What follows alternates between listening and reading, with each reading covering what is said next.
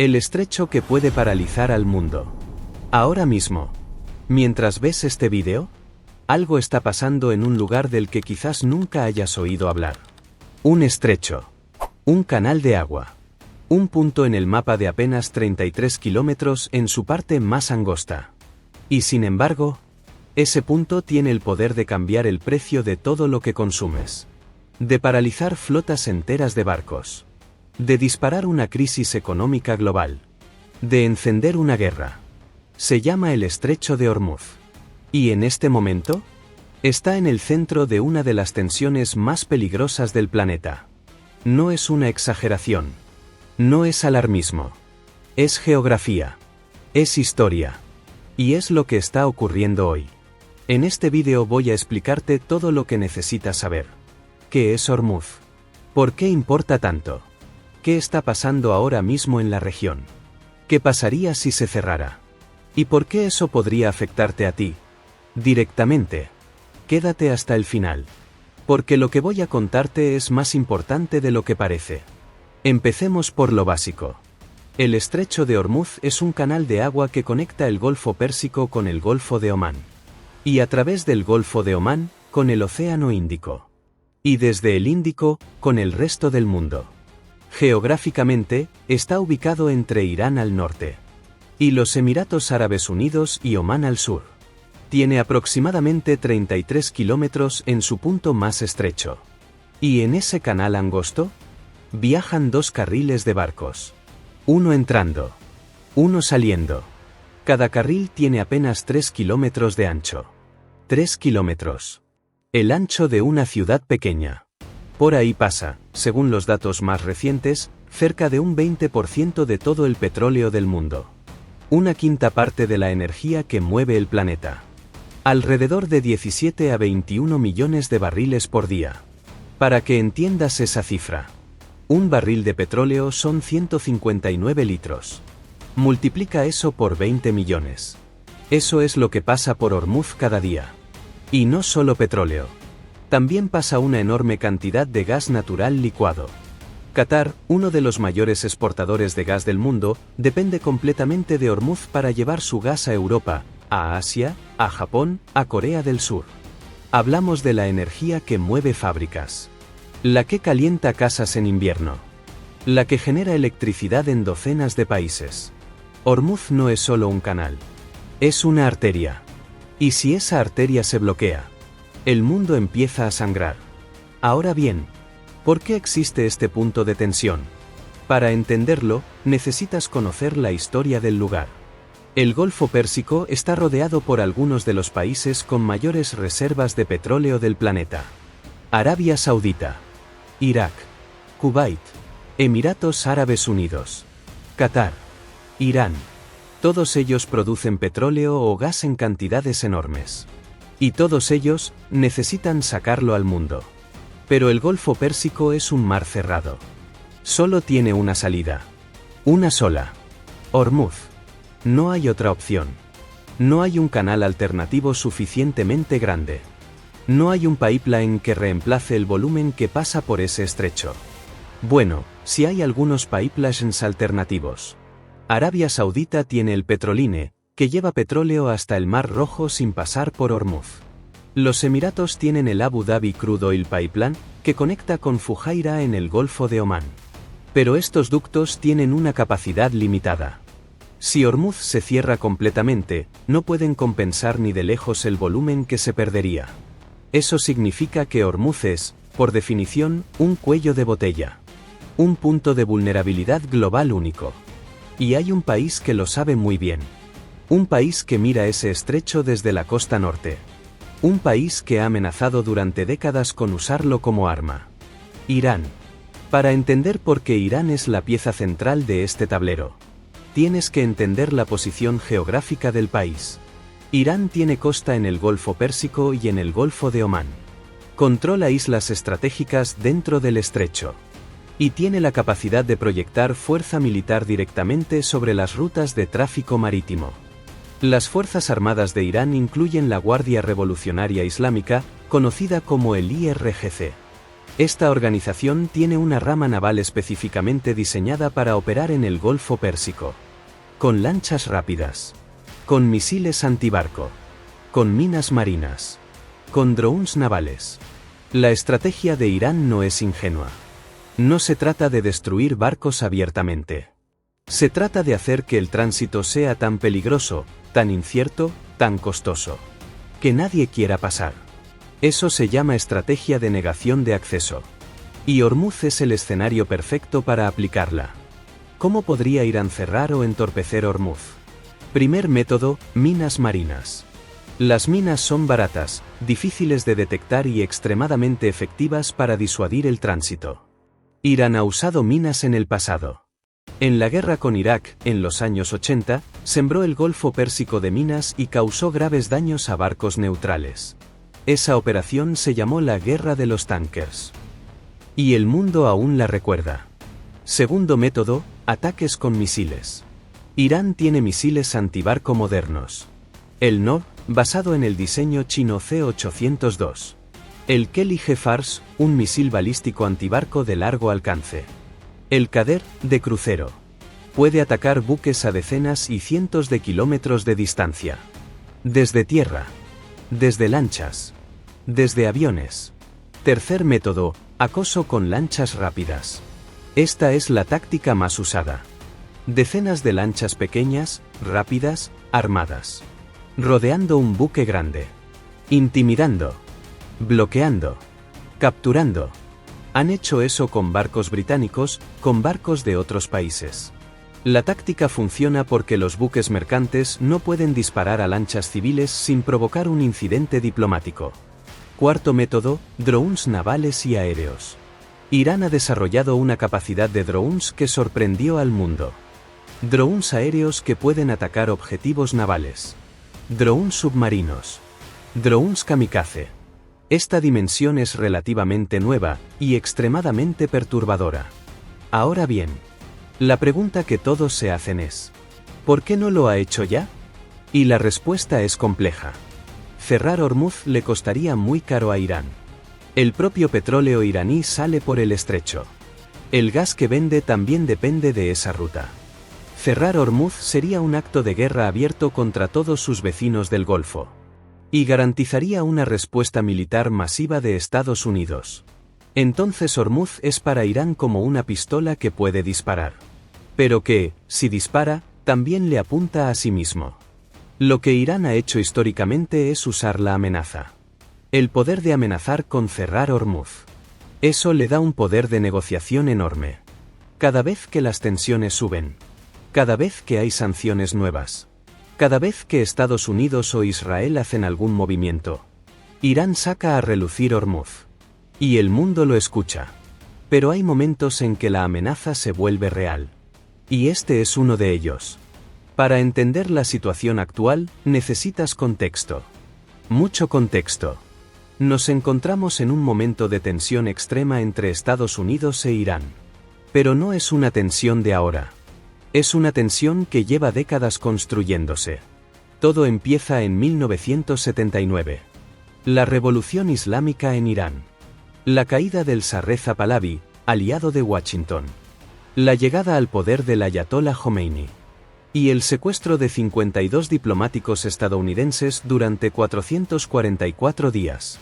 Desde ese momento, las relaciones entre Estados Unidos e Irán quedaron rotas. 40 años de hostilidad. 40 años de sanciones. 40 años de provocaciones mutuas. Pero en los últimos años, la tensión ha escalado de manera dramática.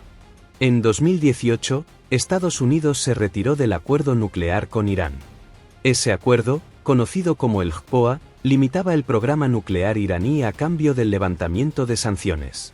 Cuando Washington se fue del acuerdo, reimpuso sanciones devastadoras. La economía iraní se contrajo severamente. El rial iraní se desplomó.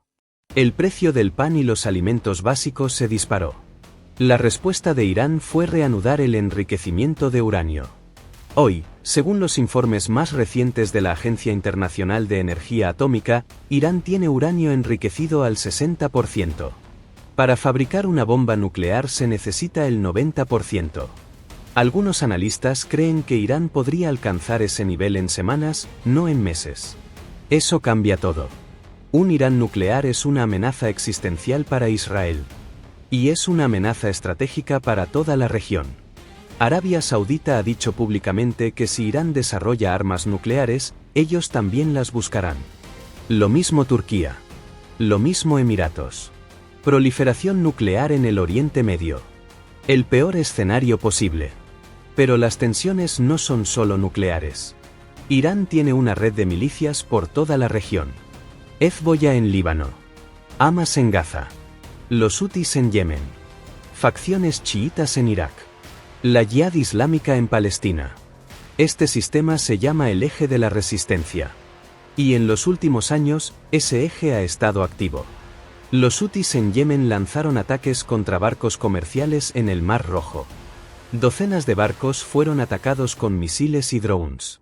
Grandes navieras como Maersk suspendieron sus rutas por el Mar Rojo.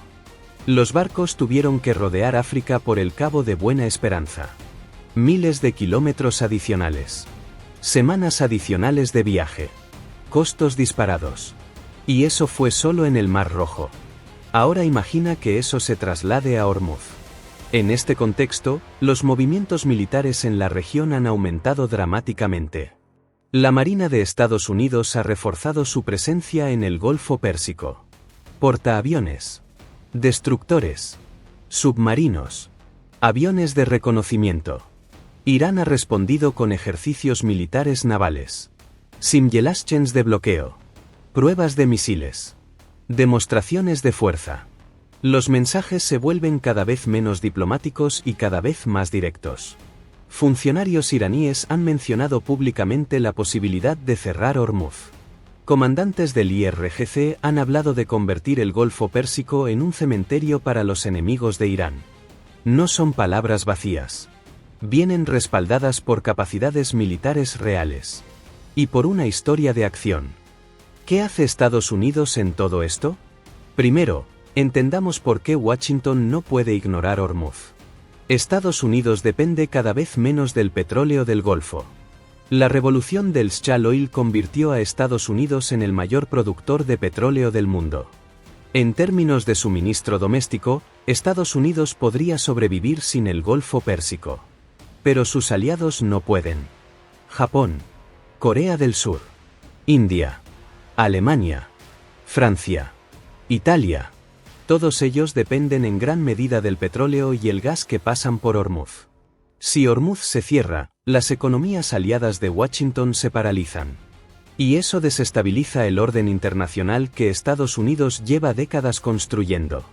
Además, cerrar Hormuz sería establecer un precedente catastrófico. Demostraría que un país puede usar el control de rutas marítimas como arma geopolítica con impunidad. Eso pondría en peligro todas las rutas comerciales del mundo. El Canal de Suez. El Estrecho de Malaca. El Bósforo. Por eso, la doctrina oficial de Estados Unidos es clara. El libre tránsito por Hormuz es una línea roja. Ese concepto de línea roja no es nuevo. En 1980, el presidente Carter enunció lo que se conoce como la doctrina Carter. Cualquier intento de una potencia extranjera de obtener control del Golfo Pérsico será considerado un asalto a los intereses vitales de Estados Unidos y será repelido por cualquier medio necesario, incluyendo la fuerza militar. 45 años después, esa doctrina sigue vigente. Y no es solo retórica. Estados Unidos mantiene en la región la Quinta Flota, con base en Bahrein. Tiene acceso a bases militares en Arabia Saudita, Kuwait, Qatar, Emiratos Árabes Unidos y Omán. Tiene capacidad de proyectar fuerza aérea desde portaaviones en el Golfo de Omán. Una operación iraní seria contra el tráfico en Hormuz provocaría una respuesta militar de Estados Unidos. No en días. En horas. Pero aquí está el problema. Una respuesta militar de Estados Unidos contra Irán no sería como bombardear a un grupo terrorista. Irán es un estado con capacidades avanzadas. Puede atacar bases estadounidenses en la región. Puede lanzar misiles contra Israel. Puede activar a Hezbollah. Puede cerrar también el estrecho de Bab el Mandeb en Yemen. Puede armar a milicias en Irak para atacar tropas estadounidenses. En otras palabras, un conflicto con Irán podría escalar muy rápido. Y esa escalada tiene el potencial de convertirse en algo mucho mayor. Algo que nadie quiere nombrar. Pero que todos los estrategas calculan. Ese es el dilema de Washington. Actuar conlleva riesgos de escalada. No actuar conlleva pérdida de credibilidad y estabilidad económica global. No hay opciones fáciles. Solo opciones costosas. Imaginemos el escenario. No como especulación, sino como análisis concreto. Día 1. Un incidente en el estrecho de Hormuz. Un barco atacado. Una mina activada. Un misil disparado contra un buque tanquero. La noticia se difunde en segundos. Los mercados de futuros de petróleo reaccionan antes de que amanezca en Wall Street. El precio del barril sube 10, 15, 20 dólares en cuestión de minutos. Es lo que los analistas llaman la prima de riesgo. El mercado descontando el escenario de escasez. Las compañías navieras empiezan a comunicarse en emergencia. ¿Mandamos el siguiente barco? ¿Esperamos? ¿Desviamos la ruta? La mayoría elige esperar. Día 2 y 3. Confirmación del bloqueo. La Marina de Estados Unidos declara la zona de alto riesgo. Los seguros marítimos suben a niveles prohibitivos. Lloyd's of London activa sus cláusulas de zona de guerra. Eso significa que muchos barcos comerciales no pueden entrar legalmente sin autorización especial. El tráfico en Hormuz se paraliza casi por completo. Día 5 a 10. Los efectos se sienten en todo el planeta. El precio del petróleo está ya a 120, 130, 140 dólares el barril. Algunos analistas hablan de 200 dólares si el bloqueo dura semanas. Las gasolineras en Europa y Asia empiezan a subir precios. Primero lentamente. Luego de forma acelerada. Los costos de transporte de mercancías se disparan. Todo lo que se mueve en camiones, barcos o aviones se vuelve más caro. Alimentos. Medicamentos. Electrónica. Ropa. Las aerolíneas revisan sus tarifas al alza. Algunas suspenden rutas. El coste del combustible se ha vuelto imprevisible. Las bolsas de valores caen. No solo las relacionadas con energía. Todas. Porque la incertidumbre es el peor enemigo de los mercados. Día 15 a 30. Crisis de suministro real. Los países más dependientes del petróleo del Golfo empiezan a sentir escasez real. Japón. Corea del Sur. India. Sus reservas estratégicas empiezan a consumirse.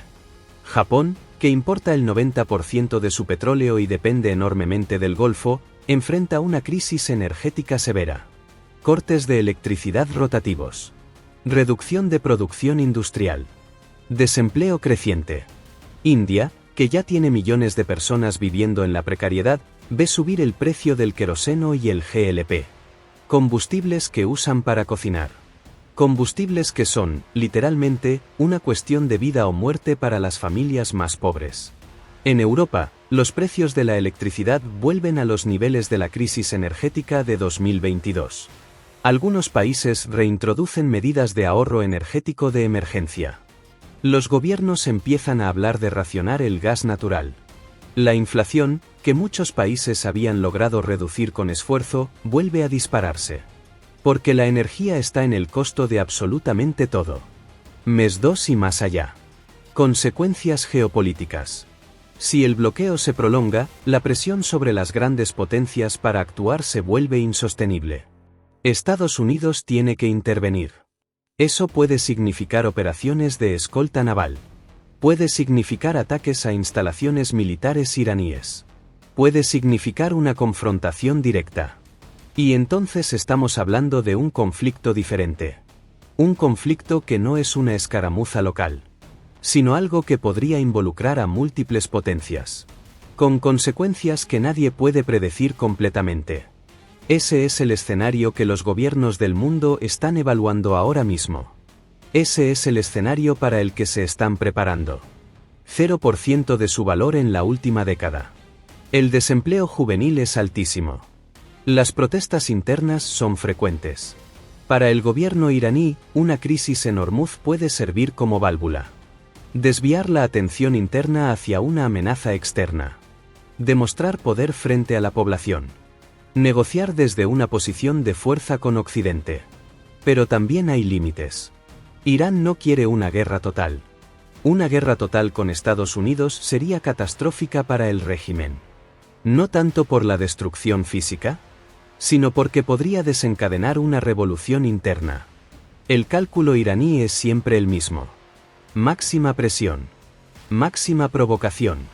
Pero sin cruzar la línea que provoca una respuesta militar total. Ahora veamos Arabia Saudita. Arabia Saudita y el resto de los estados del Golfo son, paradójicamente, los más afectados por un cierre de Hormuz. Su riqueza depende de vender petróleo. Si no pueden sacarlo, no hay ingresos. No hay estabilidad. No hay poder. Riyad ha invertido enormemente en capacidades alternativas. El petroline, los pipelines a Fujairah, las reservas estratégicas. Pero como ya dijimos, esas alternativas no compensan el volumen total. Arabia Saudita tampoco quiere una guerra con Irán. Quiere que Irán sea contenido, debilitado, neutralizado. Pero desde lejos. Prefiere que Estados Unidos haga ese trabajo. Israel es un actor completamente diferente. Israel ve el programa nuclear iraní como una amenaza existencial. No como una amenaza abstracta. Como una amenaza real, concreta, inminente. Para Israel, una crisis en Hormuz podría ser la excusa. O el catalizador. Para un ataque preventivo contra las instalaciones nucleares iraníes.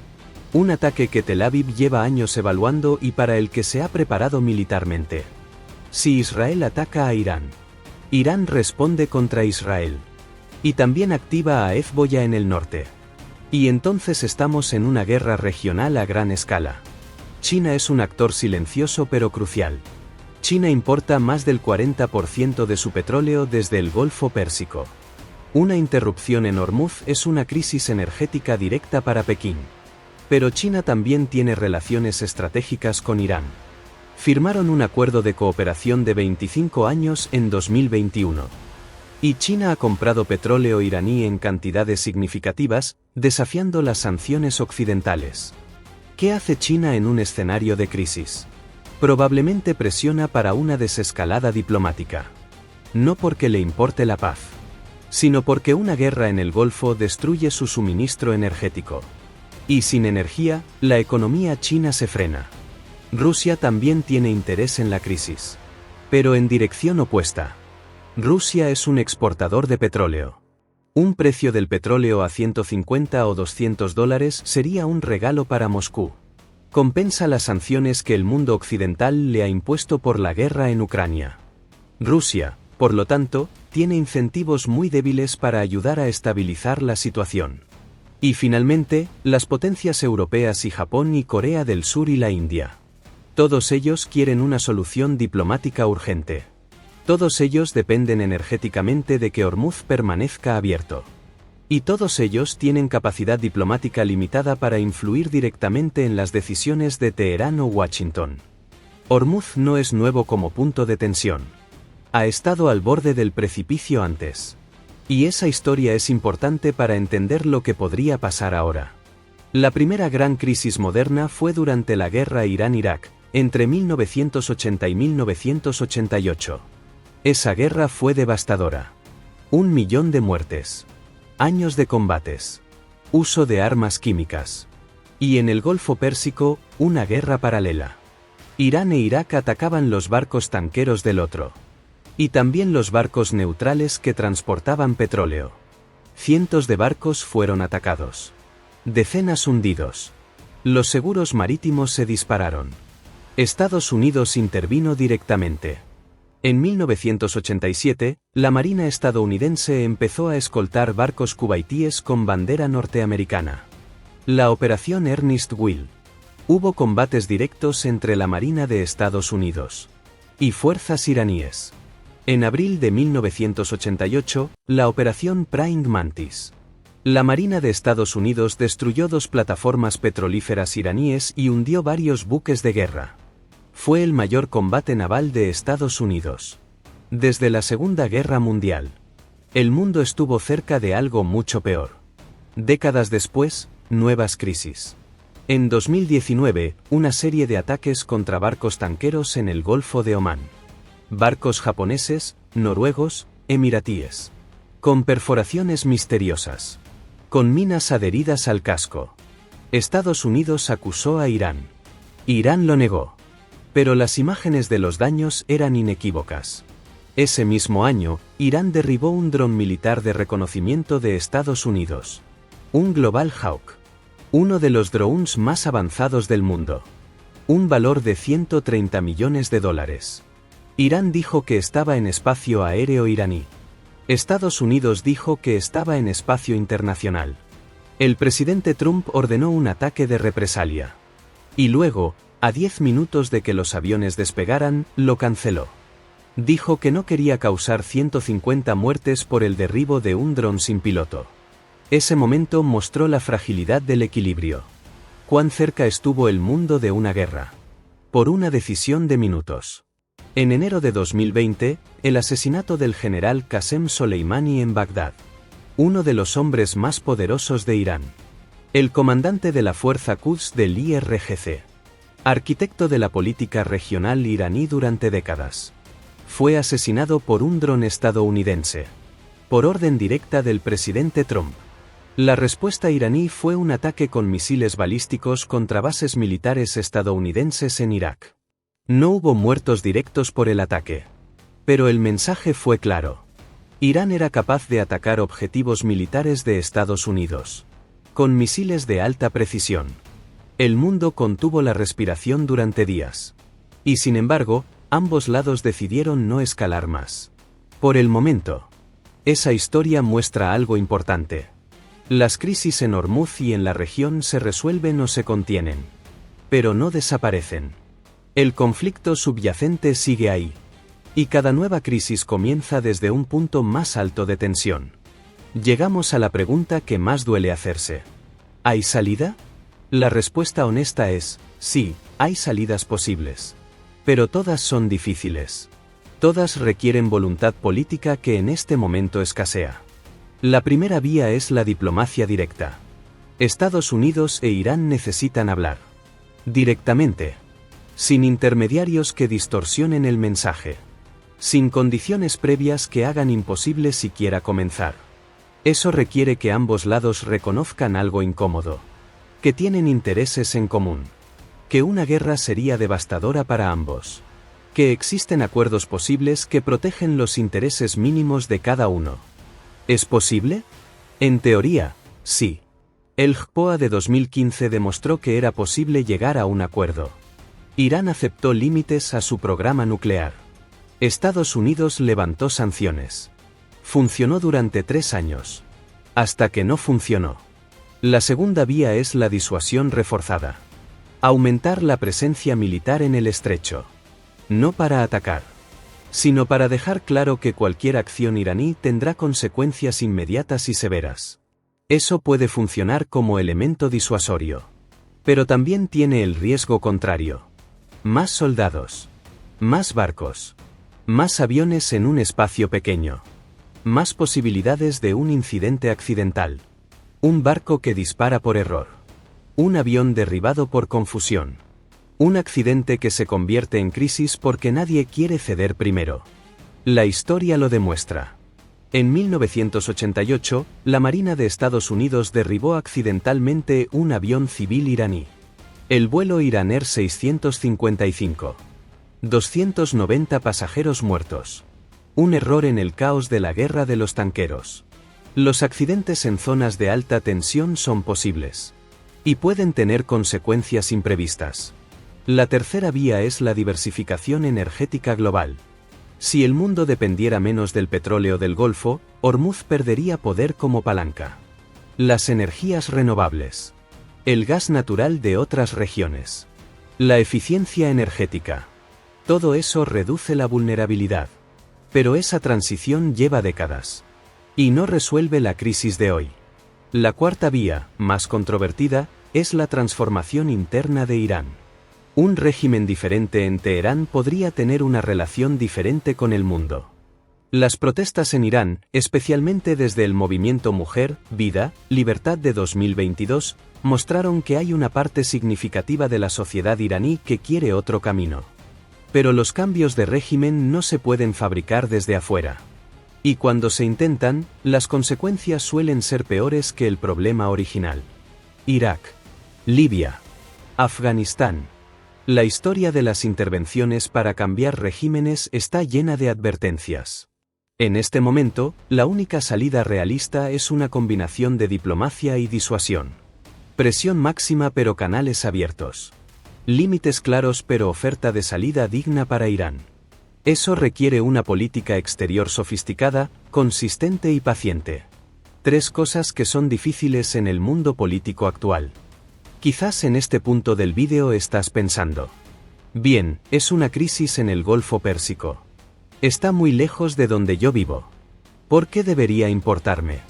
Déjame explicarte por qué te importa. Primero, el precio de la gasolina.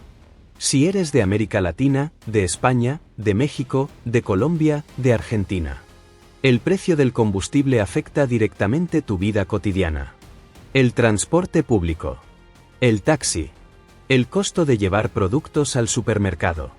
Todo eso está vinculado al precio internacional del petróleo. Y ese precio está vinculado a lo que pasa en Hormuz. Segundo, el precio de los alimentos. La agricultura moderna es profundamente dependiente de los combustibles fósiles. Los fertilizantes se fabrican con gas natural. Los tractores y camiones que mueven alimentos usan diésel. La cadena de frío usa electricidad. Si la energía sube de precio, los alimentos suben de precio. Y los que más sufren son siempre los más vulnerables. Tercero, la inflación. La inflación que vivimos en los últimos años tuvo muchas causas. Pero una de ellas fue el shock energético por la guerra en Ucrania. Una crisis en Hormuz sería un shock energético aún mayor. Y la inflación que generaría afectaría los ahorros, los sueldos, el poder adquisitivo de millones de personas. Cuarto, la estabilidad de las instituciones.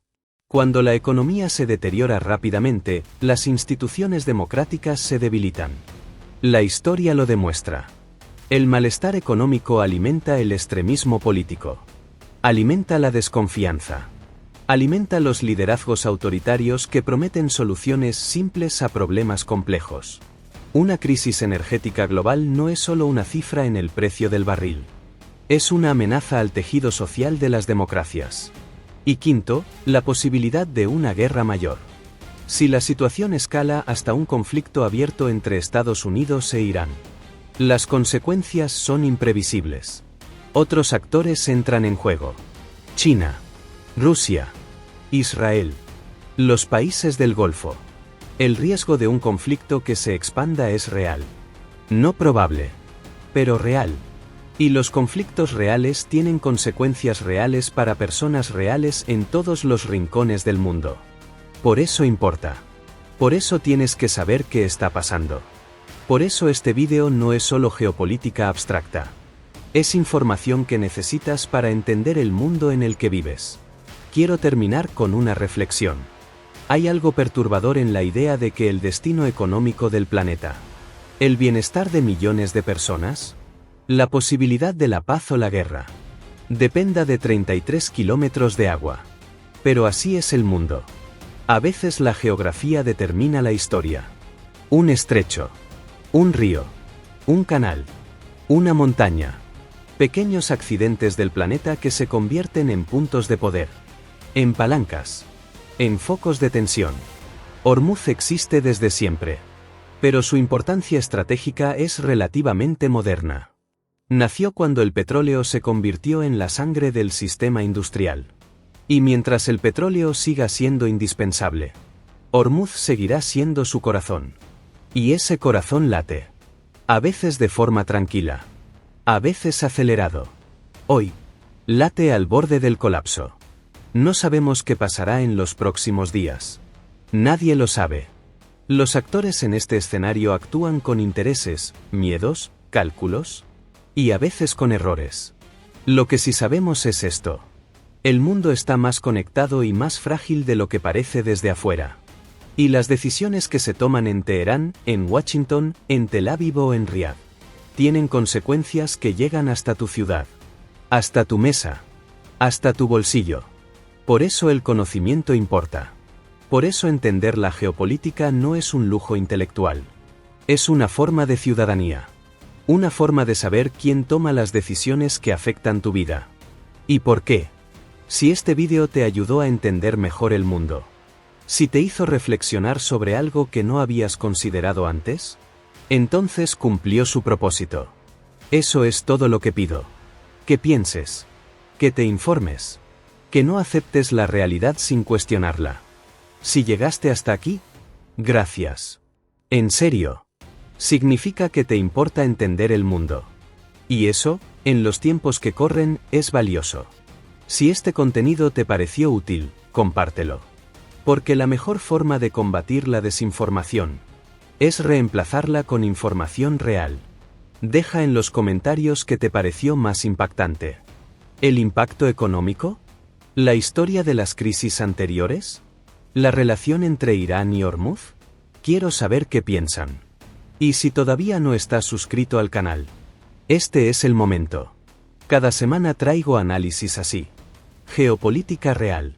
Sin filtros. Sin ruido. Nos vemos en el próximo vídeo.